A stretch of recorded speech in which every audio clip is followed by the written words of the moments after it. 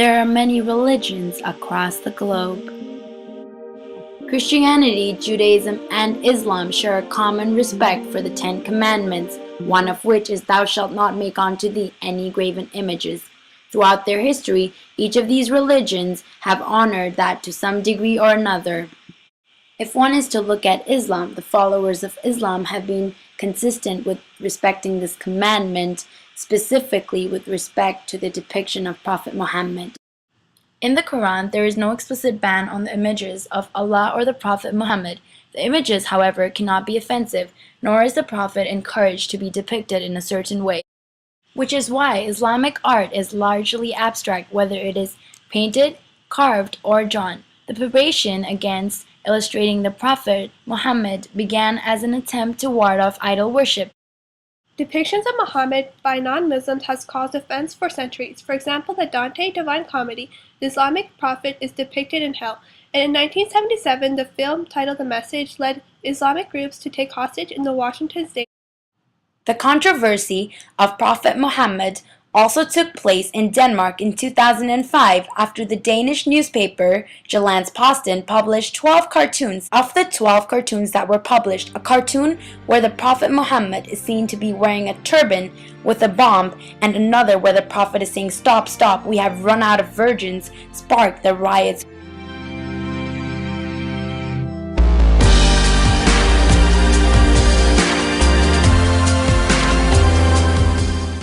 Although the 12 cartoons were published in Denmark on the 30th of September 2005, the cartoons were quickly reprinted in newspapers in more than 50 countries, further deepening the controversy. Fire was set to the Danish embassies in Syria, Lebanon, and in Iran. Critics of the cartoons described the cartoonists as Islamophobic or racist and argued that they are blasphemous to the people of the Muslim faith. Supporters, on the other hand, say that the cartoonists have the right to exercise freedom of speech. Freedom of speech is a controversial topic. Even an Ottawa imam spoke on it. Imtiaz Ahmed, the Ottawa imam, said that freedom of speech should be defended, but there has to be a limit on it, and that it has to be balanced. He says that satirical cartoons of religious leaders should be illegal. This was said following the Charlie Hebdo shootings in France. Charlie Hebdo is a French satirical magazine that features cartoons, reports, and jokes. As a response to a number of controversial Prophet Muhammad cartoons that it published, it was a target of 2 terrorist attacks, one in 2011 and the other in 2015. Many took offense upon the publication of this cartoon, along with many other cartoons that depicted Prophet Muhammad. Here is a footage that shows the aftermath of the shooting that took place on the 7th of January 2015.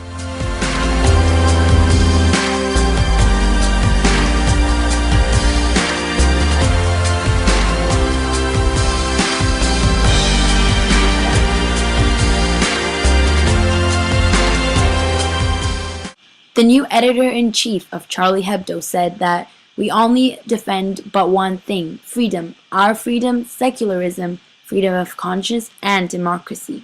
In a recent interview, he added, "We declare that God must not be a political or a public figure, but instead a private one." BR noted that Charlie Hebdo team does not satirize religions because of what they preach, but instead the group roasts religion and religious figures when it becomes politicized. But even after hearing what the editor-in-chief had to say, many stood against this satirical magazine and said that blasphemy is not acceptable. But under French law, blasphemy is not a crime, meaning that offensive images of Muhammad are not illegal. However, French law does have provisions making it a crime to provoke discrimination, hatred, or violence towards a person or a group of people because of their origin, nation, race, or because of their religion. Does freedom of speech give one the right to offend? Many of those that oppose these cartoons say that just because one can express themselves freely or say that they have freedom of speech does not mean that they can go about offending others or their religious rights and beliefs, as well as their religious leaders. It is nonetheless important to note that Charlie Hebdo didn't just poke fun at Islam, but the magazine also satirized Christian Orthodox Jews, the extreme right, and even Michael Jackson.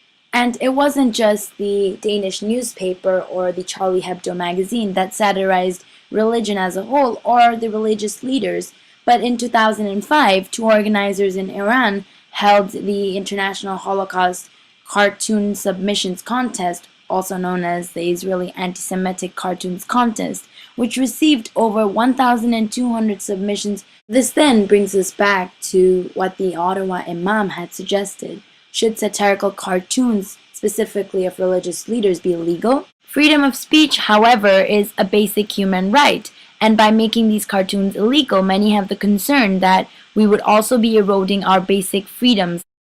So ultimately, should freedom of speech triumph our religious rights? If so, does freedom of speech give the right to offend? If not, then do religious rights triumph freedom of speech?